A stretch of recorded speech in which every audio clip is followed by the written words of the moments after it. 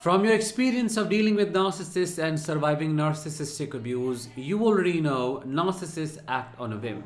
They perceive criticism in pretty much everything, even in your breathing patterns. You are breathing incorrectly, and your breathing pattern is demeaning, belittling them. Therefore, they punish you for the crime that you never committed. And this is what makes it so destructive, so traumatizing to deal with such a person. Why? Because they're constantly stuck in this perpetual state of victimhood, and they convince you to believe you are a perpetrator.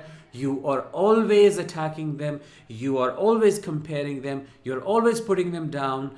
Nothing is enough for you, and you want to destroy them. That is how they make you see yourself. Basically, they make you believe you're a narcissist and they are your victim. And this is what is not talked about most of the times. Hi, I am Danish, a narcissistic abuse recovery professional. In this episode, we will learn about 5 insignificant things that set off a narcissist. Before we begin, it's very important to talk about the importance of discussing this aspect of surviving narcissistic abuse. Quite often in my one-on-one sessions with the people that I help, one predominant issue that comes to the surface is the crazy making part of everything. The person that I'm helping quite often feels they have lost it, they have gone crazy, they were the cause of everything bad that happened in the relationship. They're the narcissist, they're the perpetrator, they're the abuser. They brought the worst out of the narcissist and they made it complex. They got the relationship to the point where it is now. And this crazy making is done by the narcissist because the narcissist lives through this perpetual state of victimhood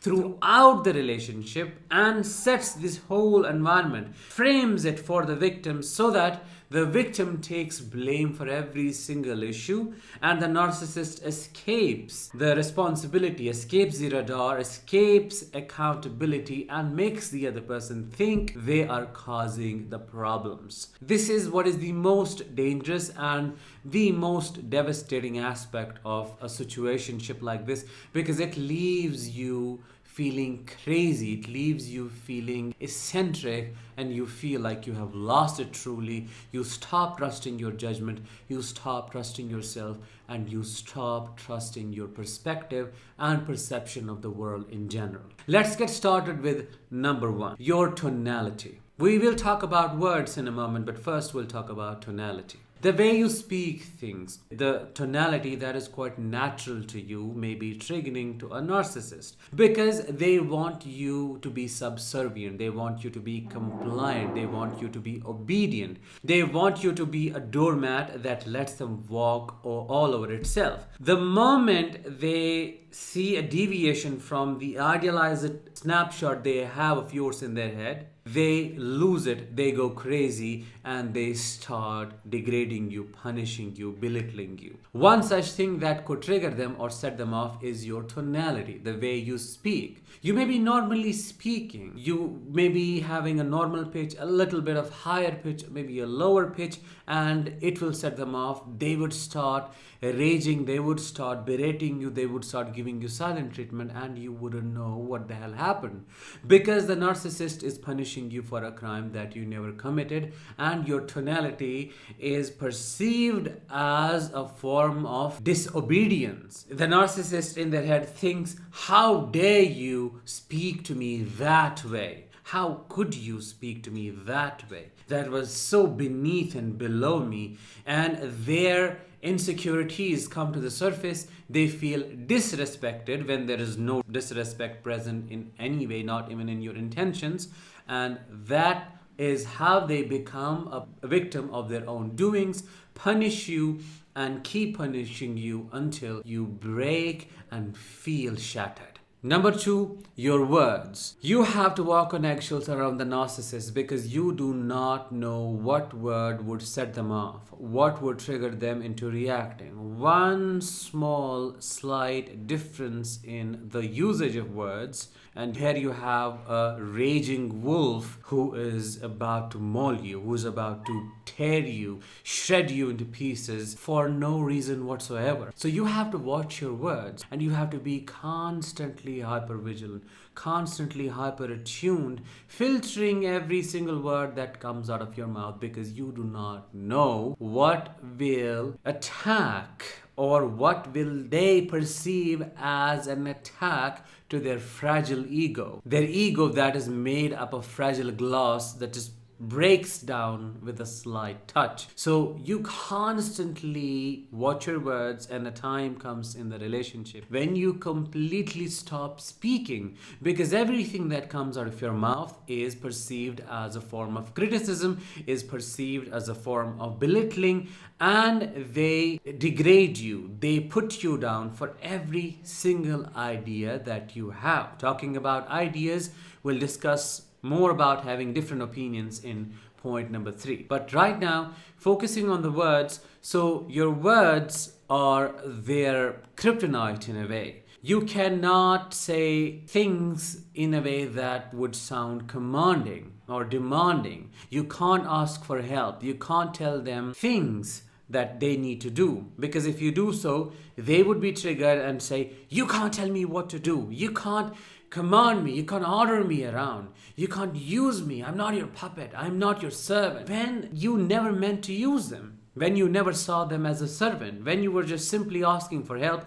or when you wanted them to do something for the house, for you, when you were making a simple request. All of this is translated, filtered into a form of criticism, a form of attack, a form of comparison, and that is what they punish you for. That is what they attack you for. And on the basis of that, they abuse you. They treat you like a piece of trash. Number 3, the most important one, your difference of opinion. A narcissist sees you as an extension. I have said it so many times by now. A narcissist can and will not tolerate your differences of opinion. And you may wonder, why is that? Why can't you have a thought process of your own? Because if you have a thought process of your own, that means their thought process, which is different from yours, is wrong. And if you have a thought process of your own, and when you express an opinion that is different than theirs but irrelevant to the things that are personal to both of you, they would get enraged and they would try to erase you to the ground. For example, both of you look at a picture on Instagram and you have a different opinion or an idea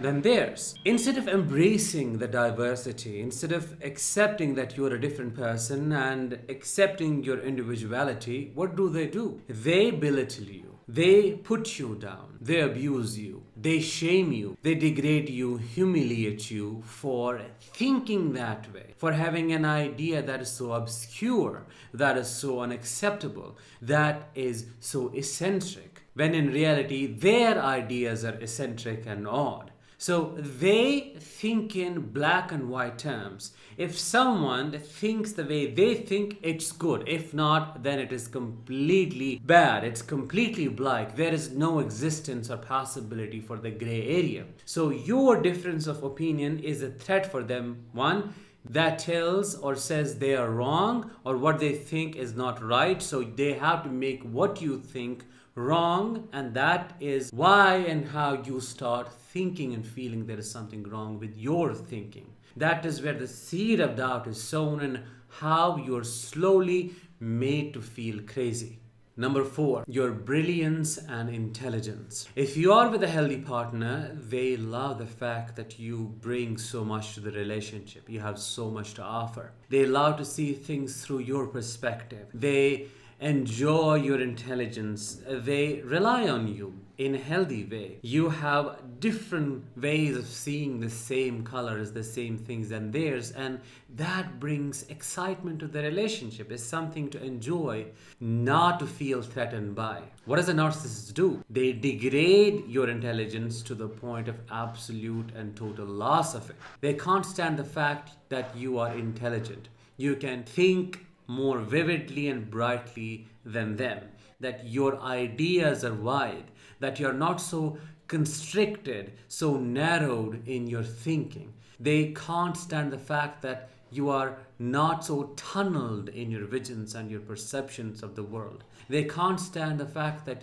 you can hold two opposite ideas at the same time and be at peace with the coexistence of them. They can't stand the fact that you're mature. They can't stand the fact that you have the capability of bringing things to life. They can't stand the fact that you can handle the subtle complexities and intricacies of life so well. They can't stand the fact that you are capable of achieving so many things in almost anything that you pursue, for example, your career. They have to steal it, but because intelligence is something that can't be stolen, so what do? They destroy it.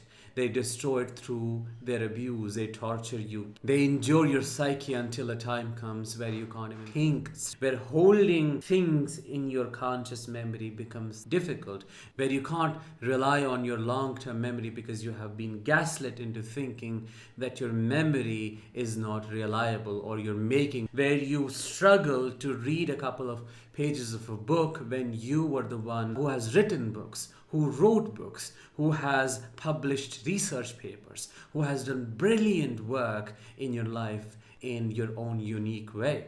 This is how they bring you down, and this is why the loss is so incomprehensible. This is why it takes so much time for you to cover the losses, because they are beyond imagination, beyond unacceptable. Number 5, and the last one, comparing.